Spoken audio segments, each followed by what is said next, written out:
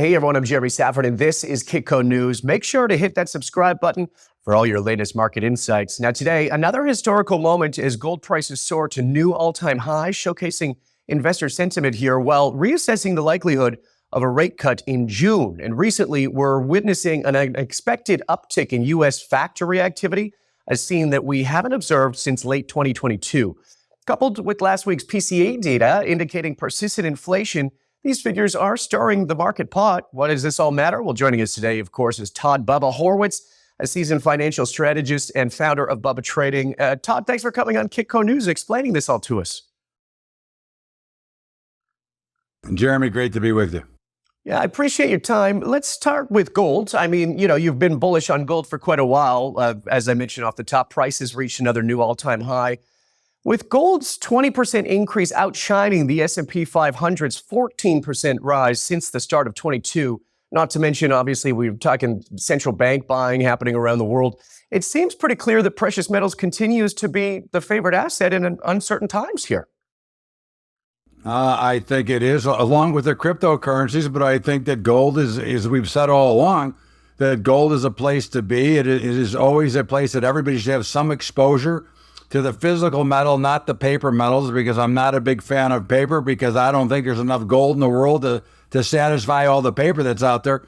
But I do think that, again, we're continuing to see rising inflation, no matter what the Federal Reserve tells us about inflation. We just got more proof of that with the PCE on Friday, and it's very interesting. We're taking in 3% more, 0.3%, and we're laying out 0.8%. Well, to me, that sounds like how long until you go broke when you live at that thing. So I think that will continue to help gold and silver rise. And I think that, we have a very good shot at seeing, 2,500 this year. That's great. And what do you think that we're going to be seeing that? I mean, you look at the chart now, we saw a little bit of data come out recently that kind of, corrected the little bit of a high that we saw. But resistance levels seem to be maintaining. I think that you're going to see it, probably sometime through the year. It's hard to say when. I mean, there's a greater probability of a pullback in the next couple of days or weeks because, again, you cannot go straight up in markets without some sort of pullback, because if they go straight up, that means that they're not healthy, and that means there's a bigger sell-off coming. So I'd like to see a pullback. Actually, even the 2,200 would be great, but certainly we could consolidate here and move our way higher. But I would think probably sometime, August, September, we could see that 2,500. Yeah, interesting. Okay, well, with central banks, as we talked about in the intro, they're aggressively purchasing gold. Obviously, we saw this particularly in China. Is this a sign of no confidence in the global financial system, or are they preparing for a monetary reset here? Really, to understand what the United States government is doing is almost an impossibility, because, of course, they continue to spend money that they don't have. The Fed continues to create money that we don't have. And of course, your deficit continues to rise. If you and I lived like governments live, we'd be either in bankruptcy court or jail, because again, you cannot keep spending, and their lack or the refusal to put in a real budget and actually watch the dollars and really do something is creating this problem. So I think they are buying the metals to put themselves in a position, because I do think that we do have a financial calamity going on here. And of course, I think one of the reasons that the Fed may still be insisting that they're going to cut rates is because they see something that has not really hit the street yet, which is a much bigger problem. I think the banks have a very dramatic problem. I think the banks are very much over-leveraged as they were in 08. And again, remember that market collapses don't just show up in one day. There's a lot of information that comes out long before, and there's been a lot of things that just don't make logical sense in the overall markets right now. It seems like they're trying to control things. And of course, it is an election year as well, which creates another problem. Yeah, let's talk about this year coming up. Biden obviously rerunning. We got Trump. It seems like those two are going to go head to head here. You talked a little bit about the bank system. We got a U.S. debt crisis happening. Talk to me a little bit about why you think it's going to be like 2008. Well, again, you have banks that are well over leveraged. When COVID hit, they lifted the restrictions of what the banks could lend, and then they went back to the 10 for 1. But of course, there's a lot of accounting abnormalities that they're allowed to do, like borrowing from the Fed funds and turning that into an asset from a liability, which again creates more new money. You've got massive amounts of debt. Now, again, we're not going to talk about the dollar amount of debt because it's at record highs, because, again, inflation counts for that. But we've never been in a position like this before where more individuals have at least one credit card at limit that they're paying the minimum on. You can never get out of debt that way. You've got housing, although still strong, but slowing. And you've got housing builders now making deals on mortgage rates, giving cheaper rates. So you have a system that is well over leveraged once again. And of course, eventually, when it starts to fall apart, the over leverage really starts to come and play havoc on the investor, on the banks, and on the economy. And we're already basically playing with a house of cards to begin with. Interesting. I mean, Jerome Powell, obviously the Fed chairman, came on and was questioned about the bank a couple of months ago. And his opinion of it was kind of, we might see an effect with the smaller guys, but it's not going to be that big of a consolidation. Do you think that they're just trying to hide something here? Well, I mean, listen, they are systematically trying to destroy small business as it goes. I mean, if you look at what the minimum wage is doing, you look at what they're doing, and the regulations, they're destroying all small business and all small banks. And again, it's to try to get bigger as they whine about, the big guys not paying enough taxes. But I think that Jerome Powell has done a horrible job as the Federal Reserve chairman. I think that he doesn't, I thought he was going to be a good choice because I thought that he was from this industry and he understood that the markets have to work for themselves. The markets have to price themselves. They don't need the heavy hand of the Fed. And this goes back to the start of all this from Alan Greenspan, who became the greatest bubble builder of all time. And monetary policy should be much stricter because it should force not only individuals, but government to stop spending and overspending what they have. Because what we're seeing now is really all artificial because your dollars are worth so much less that you have to go to a restaurant and pay $120 for a steak dinner. I mean, it's ridiculous right now. Yeah, not to mention the babysitter as well. Here's a question for you. We were talking a little bit about precious metals, obviously, before, specifically gold. Could there be a contrarian opinion here, with looking at the recent rebound in U.S. manufacturing, marking the first expansion since 2022? Could the growth hint at underlying economic strength? Anything surprise you? I don't think so. Okay. I can't. First of all, I'm always questioning. Now, the data that came out this morning, ISM, that's a private number, so I'm a believer in that number, okay? But, government numbers, if you go back and look back at jobs, for example, 11 out of the last 13 jobs have been revised lower. The Americans have gotten 1 million less jobs than illegals have gotten over the last 3 years since Biden has been in office. So I think that the jobs market is weak. I think that the economy is weak. I think that every sign we look at, other than the stock market that continues to rally, says that there's a lot of issues here. And of course, that will help propel the price of gold and other precious metals higher because, of course, that is a safety asset. It is an inflation fighter. And I do believe that will help. But at the end of the day, I think we have a very, very weak economy and we are just on the edge of being pushed over to a major disaster.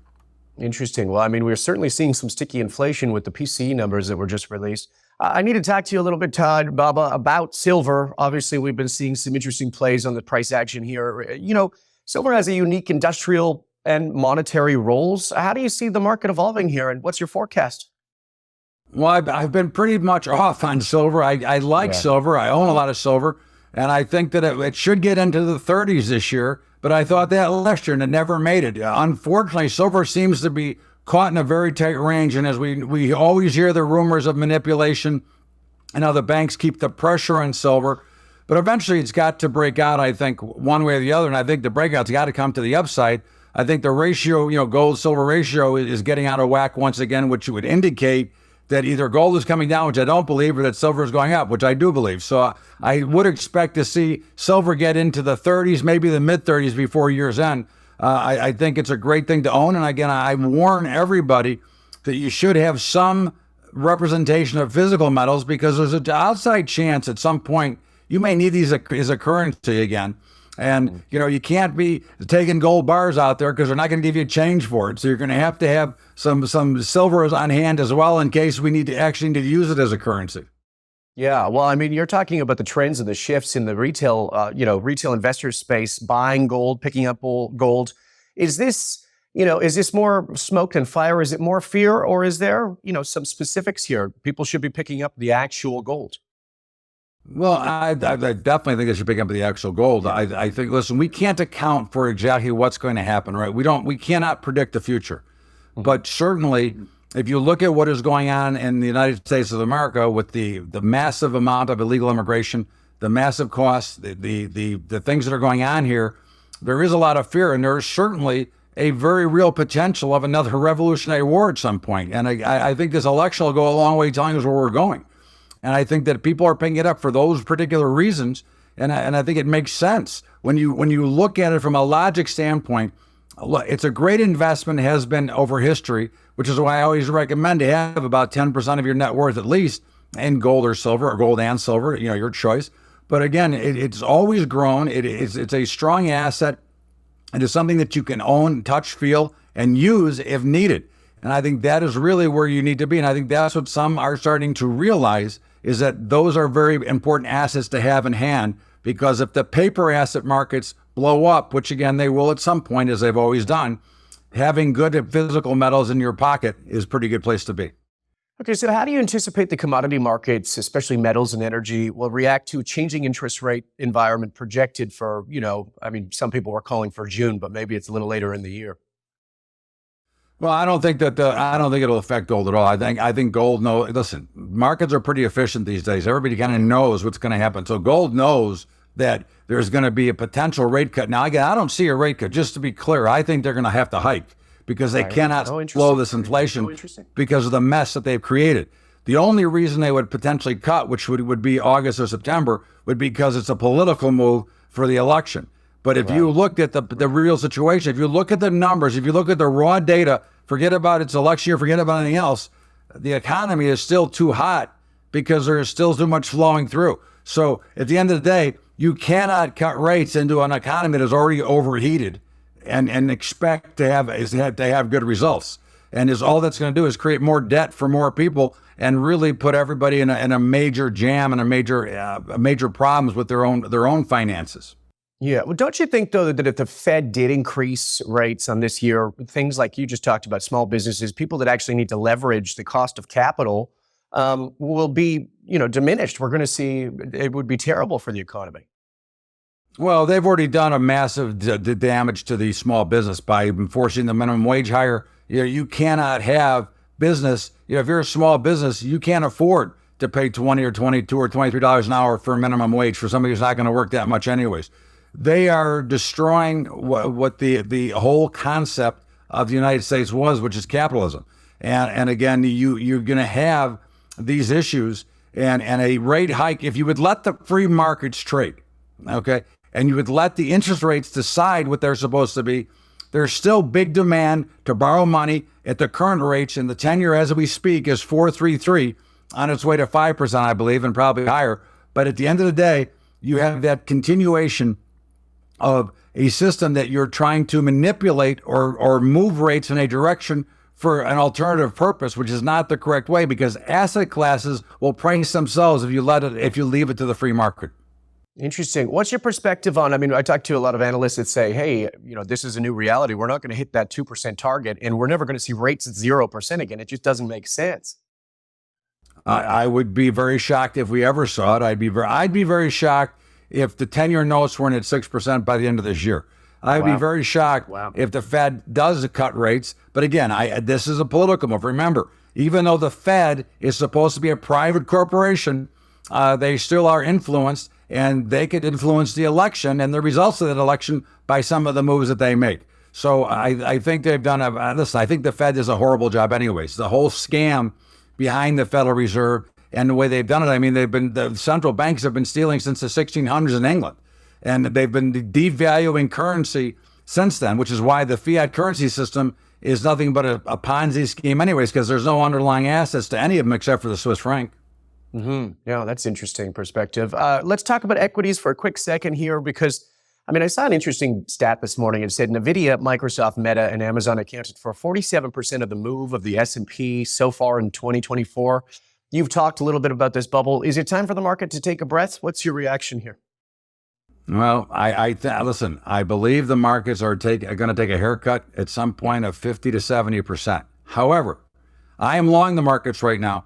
And again, I'm not going to predict when it can happen because, again, it's not something that we can see. Right now, the trend is still higher. Whether we believe in it or we don't believe in it, I can give you all the bad news that tells you why the market should not go higher. But at the end of the day, they are going higher. And one thing we have to learn as investors or traders is you can't fight the tape. You can't fight the market.